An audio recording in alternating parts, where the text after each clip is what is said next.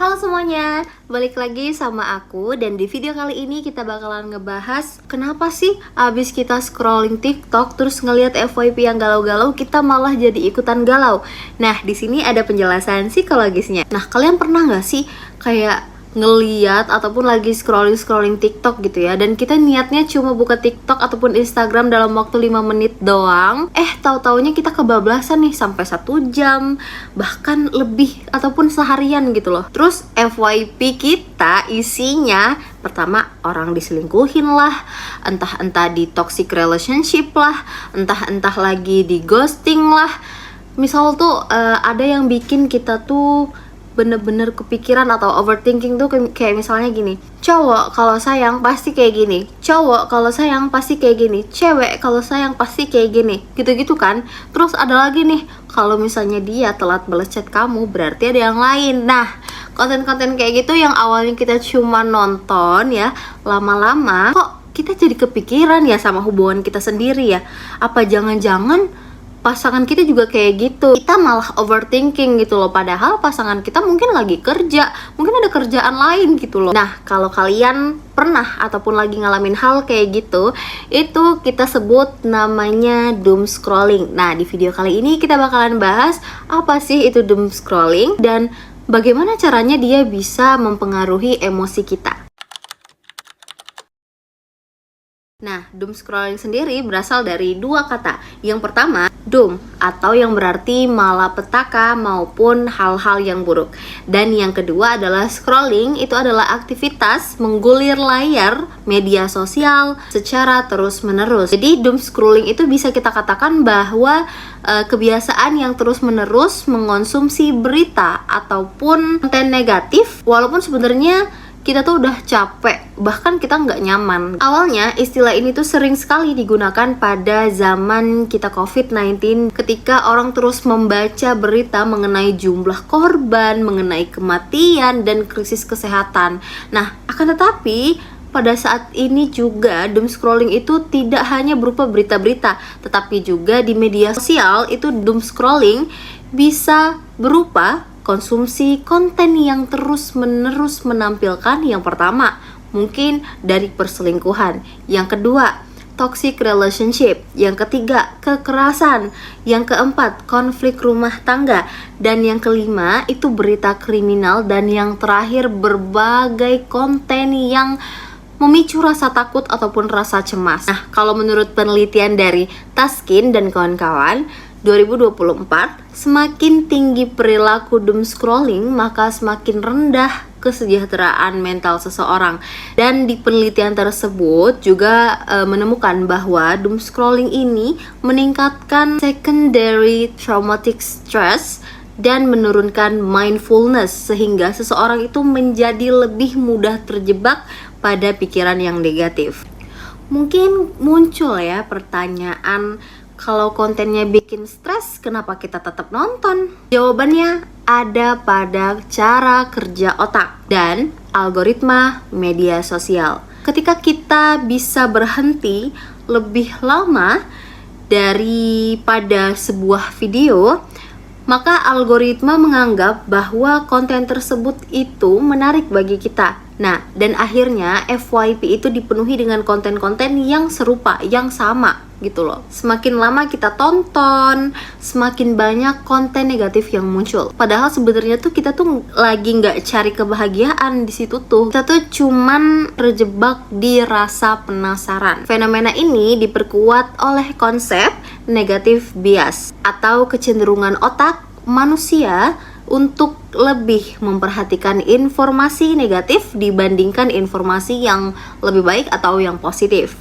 Karena itulah berita perselingkuhan itu biasanya jauh lebih menarik ya daripada video-video atau konten-konten yang hidup harmonis gitu.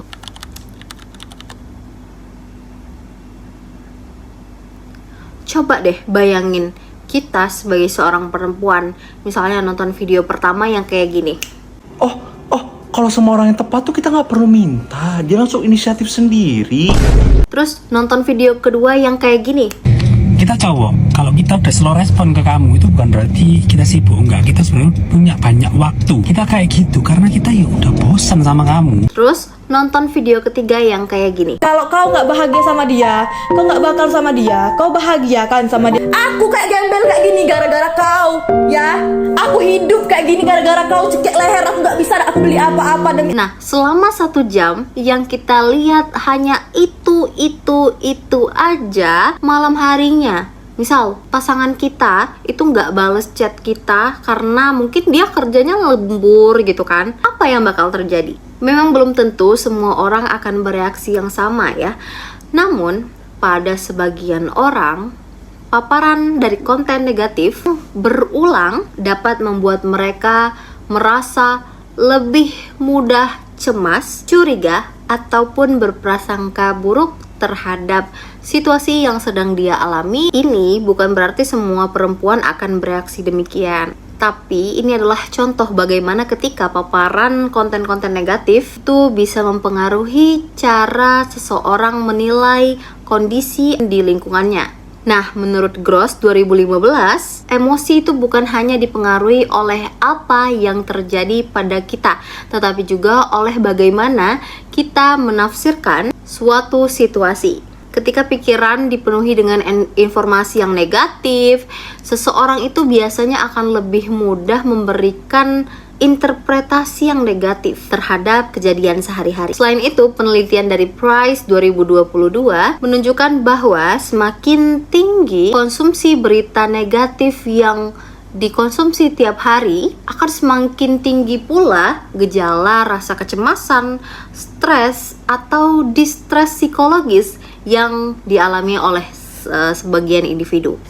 Nah, dan disinilah regulasi emosi itu sangat berperan penting. Regulasi emosi adalah kemampuan seseorang untuk mengenali, memahami, dan mengelola emosinya sehingga tidak langsung bereaksi sebagai seorang yang impulsif. Artinya, regulasi emosi bukan berarti kita tuh nggak boleh sedih, bukan juga berarti kita tuh nggak boleh marah. Tapi kita mampu untuk berhenti belum bereaksi. Kita tuh lebih mampu untuk berpikir secara jernih sebelum kita bereaksi. Misalnya nih, pasangan kita lambat bales chat. Orang yang memiliki regulasi emosi yang baik, belum tentu akan bereaksi yang sama seperti yang orang-orang yang belum bisa meregulasi emosinya dengan baik karena melihat konten-konten yang negatif tadi. Orang yang memiliki regulasi emosi yang baik itu biasanya akan berpikir, oh mungkin dia sedang sibuk ya,